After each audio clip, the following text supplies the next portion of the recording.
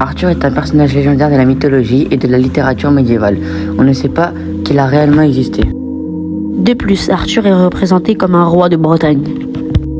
Il a fondé le royaume de Camelot et réuni les chevaliers de la Table Ronde, un groupe de chevaliers d'élite chargés de défendre le royaume et de chercher le Saint Graal.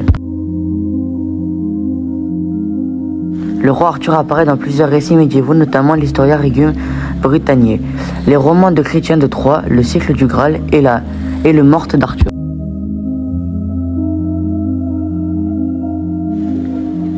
Chrétien de Troyes développait l'univers de la cour d'Arthur à travers des aventures chevaleresques. Il introduit Lancelot, l'amour entre lui et la reine, l'histoire du vin et surtout la première version de la quête du Graal avec Perceval. Ces récits donnent une grande partie de la profondeur et du charme aux légendes arthuriennes.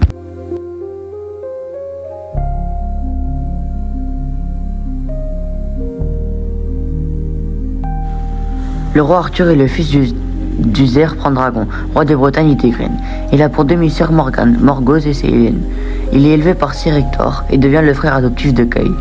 Il épouse la reine Guenièvre et selon les récits, il a pour fils ou neveu Modred, qui causera sa chute.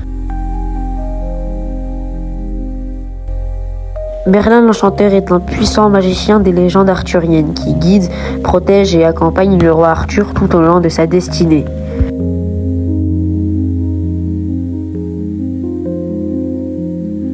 Le roi Arthur meurt à la fin de son règne lors de la bataille de Camlan, où il affronte son fils ou neveu Modred, gravement blessé après avoir tué son adversaire. Il est emporté par ses chevaliers vers les rives d'Avalon, d'où une barque mystérieuse conduite par des dames fédériques l'emmène vers une île légendaire pour y être soigné, laissant ainsi planer le doute entre sa mort réelle et l'idée qu'il reviendra un jour.